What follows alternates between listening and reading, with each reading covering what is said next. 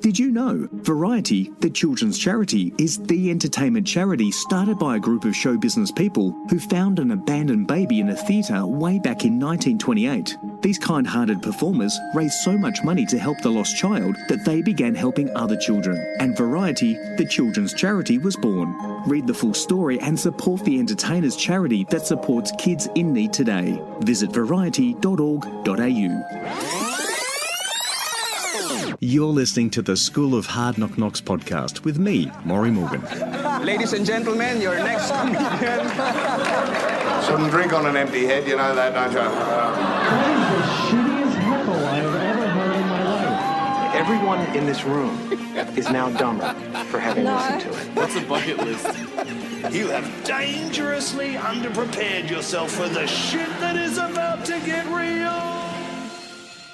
New Zealand-born, Brisbane-raised and globally travelled, Chris Wainhouse has been in the comedy game for over 20 years. The son of a fundamental Christian mother, it should come as no surprise for those that know Chris's material that his views are somewhat different. After all, he called his most recent Melbourne International Comedy Festival show the AntiChris. Yeah, he's going to hell. In this School of Hard Knock Knocks podcast, Chris Wainhouse and I talk about awful Christian comedians, taboos, or rather the importance of not having any taboos in comedy, the advantages of having a comedian as a partner, and comedy advice. And a quick advertisement. This podcast is sponsored by the School of Hard Knock Knocks online comedy course. It's the full curriculum of the classroom course, only delivered online. Visit www.schoolofhardknockknocks.com and click on Online Course. And now, here's the very funny Chris Wainhouse. I'm going to tell you a bit about myself. I'm a tall lady with ample bosom. At least that's what I tell Rob, my pen friend from Canada. Yeah, I can't wait to see his face when he comes over in June to marry me. Says in his letters he has a good sense of humour. We'll see. But, so I'm a wonderful person. I'm one of the nicest comedians in the world. I'm a nice person. I volunteer at my local library. It's mostly just shushing people. No, it's... I also like to walk up to small children and bite them. Not for any personal gain, just to drive home the important message of stranger danger. Yeah, kids need to know that. There are some weirdos out there. So it's one of the services I do. I moved to Sydney. I'm living in Sydney now. I quite like Sydney. I think what I like is if I'm bored, I can just hop in my car and spend a whole afternoon driving around looking for somewhere to park. That's so much fun. You couldn't do that in Mackay. Do you know what I mean? You pull out of your driver and go, oh, there's one there. It just wrecked the whole afternoon. But there are some weird things in Sydney. When I first moved there, I was walking along a street. I saw a big sign that said Simplicity Funerals, and out the front was like 9 wheelie bins. You can't get more simple than that, Sydney.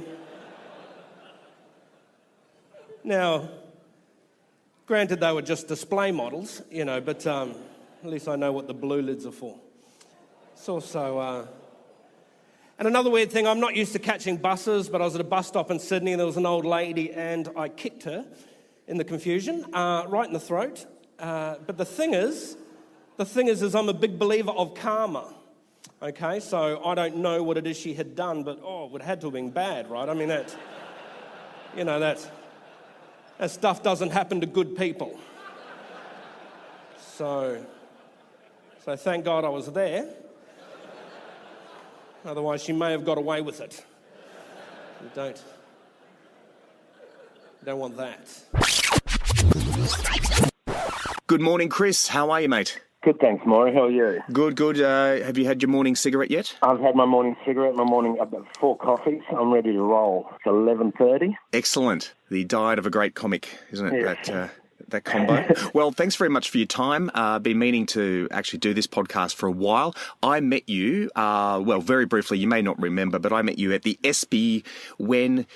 Well, was it the St Kilda Comedy Club crew that CJ and Paul did Paul Blackburn and CJ Fortuna did an event, sort of a one-off at the... Yeah, it was a one-off. I think they were hoping that it would take on and we'd do it again, but but it didn't seem to eventuate. So Yeah. Oh, it was an amazing night. So many big names, and yourself, of course. And I was very impressed because I'd heard a lot about you, but never seen any of your live performances. So loved it. So here we are. Great. About a year on, something like that. So, well, look, I want to talk about your, how you got into comedy, sort of the journey that you've had, because you've done a fair bit of travel since you started comedy, and and also some advice, and we'll talk about where you are in the next couple of months in case people want to catch up with you or even book you. Okay. So I'm going to go back. So I've done a bit of research on you, and let's start off back in 99. So 99, you actually won Raw Comedy, and you beat Adam Rosenbach's, who we've interviewed on this podcast, and Gavin Baskerville, who I think lives in Tasmania now. He does? If my memory serves. Hobart, he yes. does, yes. Hobart, there you go. 99. That was the year after Chris Franklin won. I don't know if I didn't remember Adam Rosenbach being in that one. I'm not sure he was in there. I would have beaten him. Make no mistake. You would have been. Well, I'm just quoting Wikipedia at this point in time. So there was there was the big ones, I guess, were Arndo was in there, and was he? And who's the I can't even think of his name now. It's musician. He's a musician, is he? I've gone blank. Like a Tim Minchin type character. Yeah, musician. You beat a guy who played an instrument. Oh, okay, good on you. But you won. And that was a year after Chris Franklin won in 98, so 99. That's right. I would have beaten him too, just for the record. Yeah, no, sure you would have. Yep. Excellent. But where were you sort of the year before? Where did your comedy start prior to that win? Yeah, that was about 6 months into comedy. I sort of came in at a great time when people were just starting to prepare for the Raw Comedy. Right. So I got in there. I started in Brisbane. A lot of great acts in Brisbane, and it was a really good scene. Good joke writers. Yep. And that's where I cut my teeth in comedy. And what made you go, I'm going to try comedy back in 6 months earlier? Right. Which I assume was 98. 98, at the end of 98, yeah. It was a friend of mine was doing it, and I went and had a look. I was a musician at the time, playing in a little jazz band. Yeah, right. And he said he had a gig, so I went down to, I thought it was music, but it was comedy. And I thought, wow, that looks like so much fun. And thought I'd jump up and give it a go, and then never looked back. Loved it. Were you the joker? Did people always say, "Oh, you're a bit of a comedian"? Sort of, yeah. Look, I always liked to laugh. I loved a good joke. I loved watching stand-up on TV. You know, there'd be little bits of stand-up here and there, and I'd always watch that. Yep. I thoroughly enjoyed that, but didn't realise there was a comedy scene, and there wasn't much of a comedy scene, I suppose. There was in Brisbane, there was a couple of clubs, and that was it. There were no open mic rooms. There was nothing like that. No. But, yeah. But I loved it. And there you go. And then, so Brisbane, obviously that accent's originally New Zealand, but you came over as a teenager, didn't you, to Queensland? Is that right? Yes. Yep. Okay, but obviously formative years, the teenage years, because that's where everyone gets their accent and it sticks with them regardless of where they move to, doesn't it? Dave Callan, Irish-born Dave Callan, who moved to Perth, I think when he was 14 or something, there's no Aussie accent in that accent. No, there's not. Well, I had very strict parents, so whenever I'd get the Aussie slang going on, they'd get quite annoyed and tell me to speak properly. Yeah, so right. I think that's where it stuck. Yeah, right. Well, we will talk about your parents in particular a little bit later, but that's good. Now, did you move to Sydney then later on and start in the comedy scene there? Yeah, well, I stayed in Brisbane for quite a while. There wasn't much happening in Brisbane, so I realised that to stay in this business and make money, you had to keep moving. So I started going to London for 3 months a year, and I'd just go over there, hit Europe, hit Asia on the way back. But so that was a lot of fun too, and there were a lot of big hitters over in London at that time. Yep. It was a good scene. So I just kept moving. I was a single dude. Who was there? Any names you want to drop that you were travelling around with? Oh, I'm really terrible with names, but there's so many good names. Was Steve Hughes there at the time? You were there? Steve Hughes wasn't there. I think maybe he was. Yeah, I didn't run into Steve Hughes. It was Brendan Lovegrove. He was good. He's a Kiwi boy. Yeah. And Stuart Lee, of course. I got to work with Stuart Lee quite a lot, yep. and he was one of my heroes at that time. Yeah, right. And then you came back, and then I've read some sort of articles about you, and they refer to you as Melbourne comedian. So you've lost everything. You've lost your Kiwi, your Brisbane, and your Sydney connections. You're now one of ours in Melbourne. Well, yeah, I think that's always the case. Wherever you are that comedian. Like when I was in Sydney, I was a Sydney comedian, Brisbane comedian. Yeah, right. Wherever you live, I think that's where they lump you. But yeah. So Melbourne's home now. So I'm a Melbourne comedian. You are. And you've got a family here now, haven't you? And we'll talk about interesting family that you would have, I'm sure. We'll find out. Yeah. Now, going back to your parents and being very strict parents, I've heard in an audio interview, where you actually talk about being a black sheep. So these are your words. I hope this isn't coming off the wrong way, but these are your words. You're a black sheep of the family. And I guess to emphasise that, your Melbourne International Comedy Festival show this year was called the AntiChris, obviously a play on AntiChrist, and your mum was a very strict, now I believe, was she a creationist? Yeah. So is that a Christian, or is that even pre-Christian type of belief system? Well, no, it's definitely a Christian. They believe a literal interpretation of the Bible. So if it's written in the Bible, they believe it to be fact. So the world's 6,000 years old. Right. Jesus walked on water. Noah, Adam, all that stuff they truly believe that. Yeah, right. So they're like Fox News viewers. Pretty much, yeah, that's exactly it. It's very American. Oh, it is. And that sort of fundamental Christianity. Yeah, right. And I understand from, again, there's some of these interviews that you rebelled against that, and you have a relationship with your mum, but you certainly don't subscribe to her beliefs. Yeah, we didn't fall out or anything. I just didn't buy the religion. I was just like, no, this makes no sense. Which caused a bit of a spanner in the works. Yep. Regarding family, but I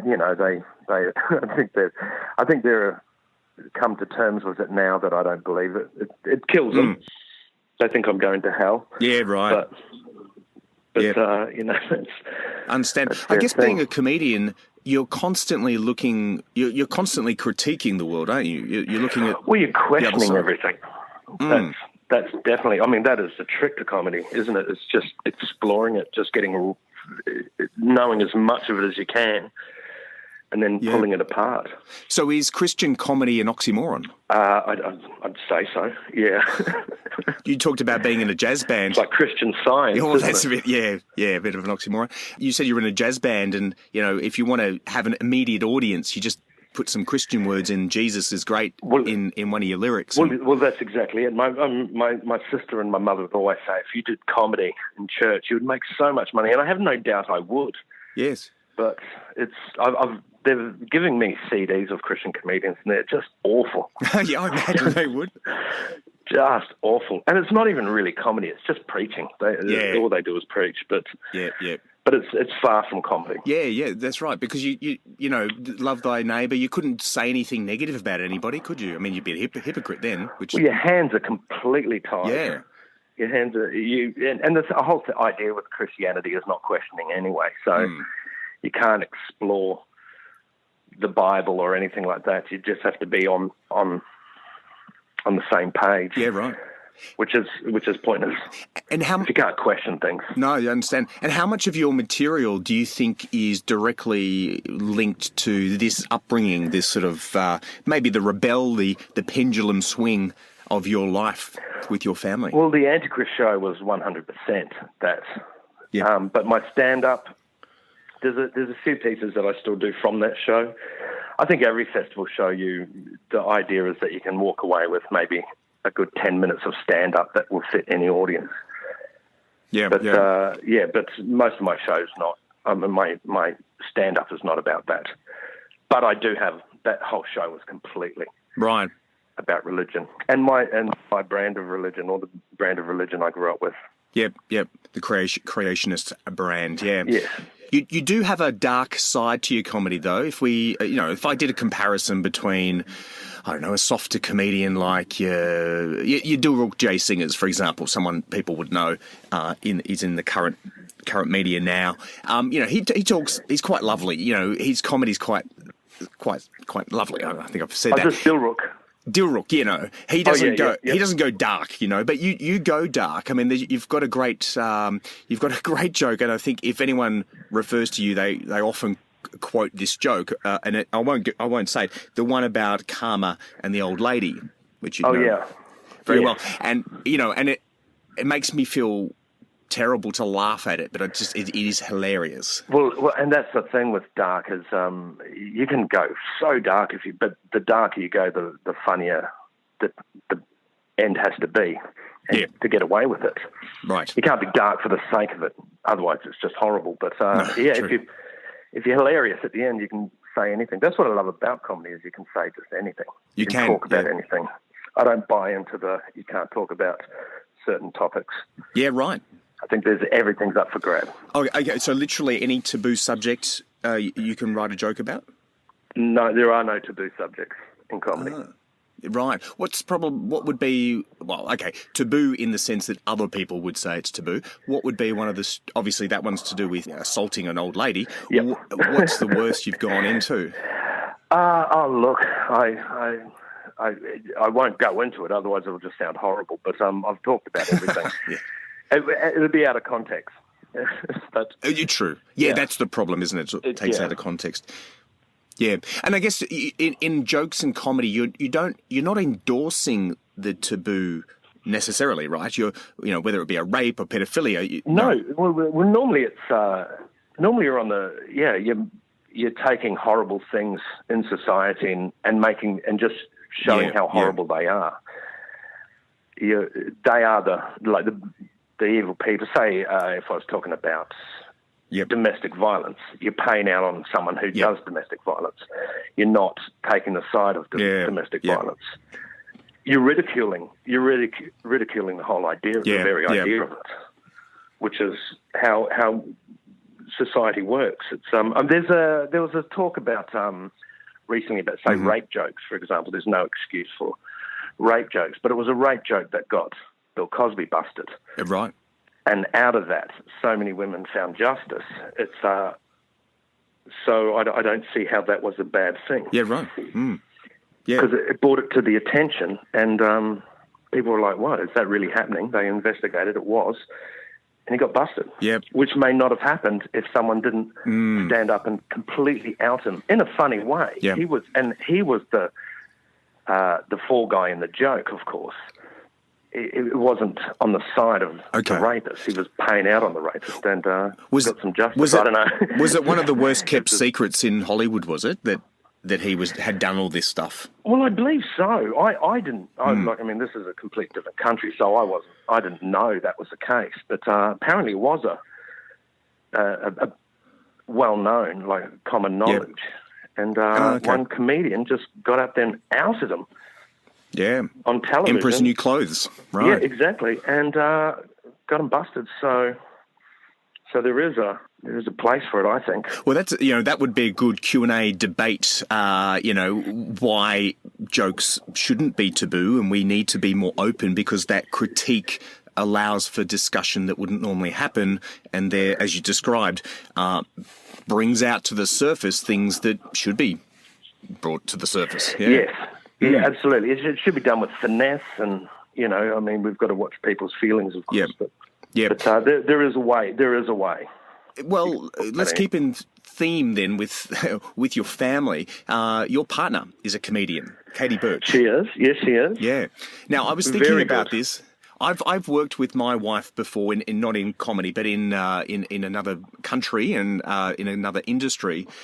I can't recommend it. Here you are in the comedy industry. You're both comedians. You're not the same gender, so I guess there is different topics and a different perspective. But is it competitive in your household? No, not at all. It's the best thing I think about having a partner who's a comedian is she just understands the business because she understands that going out and doing a gig is not all about fun. It's, I'm not out partying. It is the work. It is the job. So Right. So when I come home half tanked, she knows I've been busy working. That's right. And vice versa. These are fans' lipstick marks, not girlfriends. Fans. That could be anyone's. Who knows? Could be. Yeah. Oh, that's good. And you've got kids, and I'm just wondering who I think most relationships, someone, and often it's the mum, is the straight man. And I use straight man in inverted commas as a Hollywood title, not in any gender specific way. Just back to those people who do get offended. So who's the straight guy person in your group, in your family? Oh, look, it varies. It varies. It's different moods, I suppose. So you flip. That must be confusing for the kids.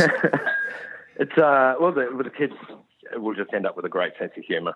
They will. We pay out on them all the time. Are you concerned that they might become stand-up comedians? I don't know.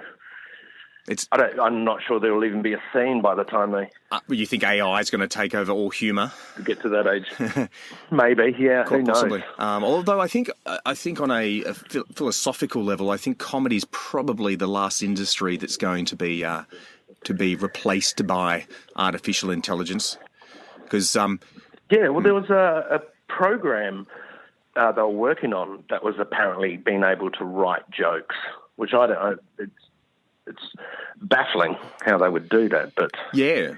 Well, you'd have to bomb very often, and I guess you'd essentially be bombing, be a lot of them. and once you hear, the decibels of the audience get to a certain level, you go, that's a good one, we'll use that again. Yeah, I come from a background of IoT, Internet of Things, so don't get me started on that, but... Look, if there's a crossover between comedy and IoT, I'll be the first to be able to launch that, don't worry. Excellent. And do you, and Katie and you, your partner, do you write jokes for each other, thinking to yourself, well, I can't say this, but you can? Oh, if something like that came up, we would. But I guess how it works is Katie's very prolific, so she'll be writing all the time. Yep. And she'll be telling me a joke, and I might throw a line her way that would fit it. But I mean, if it's her premise, she does it, and vice versa. Yep. She go, you could say this. It's just a little...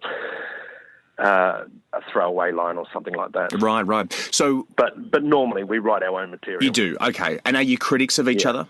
Because that's partners' thing, isn't it? Oh yeah, everyone's. Yeah, absolutely. Yeah, we'll critique each other. We'll quite happily go, I don't find that funny, but then I can be completely wrong. I'll say, I don't think that's funny, and watch you do it on stage and just nail it. Yeah, right. I never really know what is funny. Sometimes I go, yep, that's definitely funny, but I've got onto stage with material which I'm sure is going to kill. Yeah. It just falls flat. Yeah, right. Like, that's surprising. So, yeah. And vice versa. And vice versa, get surprised, yeah? Yeah. It's like, that's better than I thought it would be. So would you recommend that new comedians starting out sort of start dating within the circle? Does it help?